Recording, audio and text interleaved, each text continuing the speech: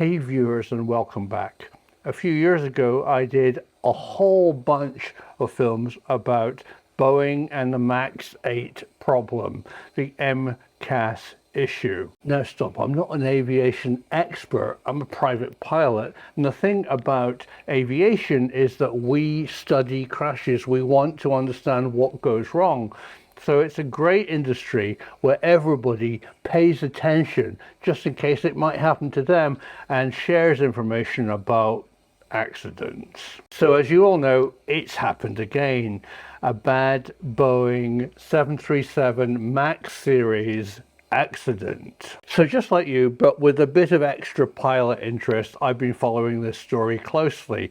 And it's not really being told in a very clear way. So today I want to clear up the timeline, because if you understand an accident chain of links, you begin to understand the big picture of what might, and the NTSB report isn't finalized yet, what might have really happened. So first of all, I'm going to make a grandiose statement, and that is, it's been reported really badly. The media haven't understood the issue. They haven't understood what a plug door actually does, who fits it and why it's in the airplane. But a great source of information is Juan Brown on the Blancalero channel. But Juan Brown is too close to the subject. He's not actually talking about the big accident chain. He has brilliantly described how a plug door works, but what he hasn't done is explain to most average viewers what a plug door actually is, who fits it, and why it could possibly fail. So here's the big picture timeline that nobody's really telling you. So you're an airline, you go to Boeing and you order a Max 9. That is an extended version of an MCAS, still equipped 737 type of airplane with high power, high bypass engines. That's the problem with MCAS. But let's not talk about MCAS today in relationship to Boeing's Max series. It really annoys me. But there's actually another annoying big picture. The reason that Boeing made the 737 Max series was because airlines wanted to save money. They wanted actually to have a more efficient engine, higher power, and more people crammed in like sardines, possibly at their choice, into these Boeing 737s. For profit, companies like Ryanair ordered tons of them because they are a low-cost airline packing the passengers in. Now, Alaska are an excellent airline with an excellent safety record. But of course, they need to make a profit, and they have a choice, like any airline, of going with Airbus's A320 series or sticking with Boeing with their hybrid modified 737 Max series. Don't go there. So this accident aircraft was a Max 9, so it's like a Max 8 but even bigger. And to comply with even bigger, i.e. more passengers, it has to have a number of exits to get passengers out using slides on the ground, and half of them have to fail, and you need to get the passengers out within a number of seconds. So to do that in the high configuration, they have these extra exits behind the wing. They're real exits. They're not plug doors. We'll get on to what a plug door is, but there's actual doors with handles on the high passenger configuration Max 9s if you want that. Well, Boeing only build one 737 Max 9. So if you don't want to put the high configuration in, you don't need these exit behind the wing. But there's a hole where the door goes. So instead, Boeing, and this is the most important thing that nobody said, Boeing sell you the aircraft, the Max 9, with a hole and a plug door. This is not a door that can ever be opened from the inside in an emergency by a passenger. It's an actual solid plug door, which can be removed this is another piece of information nobody said, which can and is removed by Alaska Airlines maintenance crew if they need to do something like put in new seats. It's much easier to use a big hole in the size of the fuselage to put in a row of seats than weave them in past the galley at the front of the plane. So these plug doors can only be removed with undoing multiple bolts because they are solidly plugging.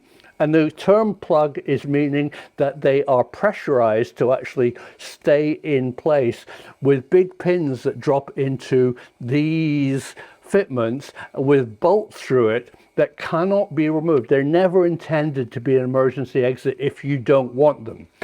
Again, if you want an emergency exit, you have a proper door and an emergency exit row in the high configuration class. Alaska ordered a Max 9 with not that.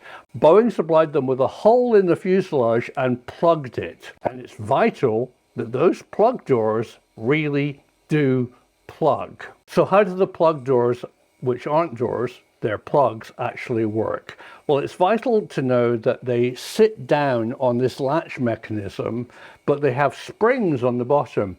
And if you ever want to take it off, which is only something that maintenance would do, not a passenger, you need to release all the bolts, lift the door up, and then it just comes out. The whole door goes whoopee. That's what happened on the Alaska flight. So what, in my humble opinion, possibly went wrong?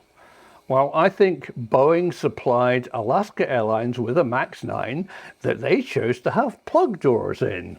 Good.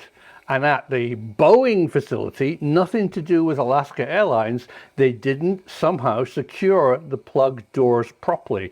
Either the pins were not fitted, the pins broke due to the bigger fitments vibrating due to lack of torque on bolts, but for some reason the plug, which is not a door, exited the plane. Now, Juan at Blancalero said some really interesting information of why it exited at that part of the flight out of Portland. If you look at the Flight 24 data, which can overlay weather on flight routes, just before they reached 16,000 feet, they entered a front, a turbulent front, where the plane started vibrating. And then the door exited. So was that vibration part of the final failure? Yes. Two things happened. It's really clear now. One, there were no securing bolts. Why? And the door popped up, helped by springs, and exited the airplane, causing, of course, explosive depressurization. The Alaska crew handled that brilliantly, although the second thing that, again, the Alaska airline have revealed, that the crew got hit on the back of their head and they knocked their headsets off, and the emergency checklist went flying because the cockpit door flew open when the cockpit and the rest of the cabin had to equalize pressure. Now, those doors are supposed to have pressure equalization valves. They don't work. So Boeing, you need to fix that, as well as looking at quality control, possibly, of putting the bolts into the plug doors. So let's go over what an airline gets from Boeing if they buy a Max 9 737. They get an aircraft with emergency exit doors fitted, or if they don't want them, they get an aircraft with two big holes which have plugs which cannot be removed by passengers inside the airplane. They can only be taken out by severe maintenance. And I don't think that occurred. So the plug doors were fitted by Boeing. They are secured by pins to stop the plug door lifting up and out, that you would only do if you wanted to expose the hole.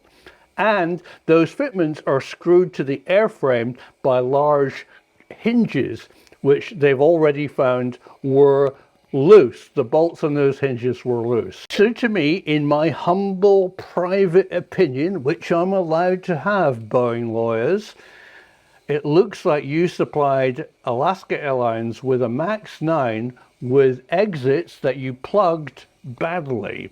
Either they were loose fitting to the fuselage, or you didn't put the pins in.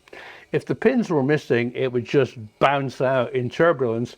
If the fittings were loose, it could have caused metal fatigues in the pins, which then failed and the door exited. Either way, you f***ed up. The truth will be out there.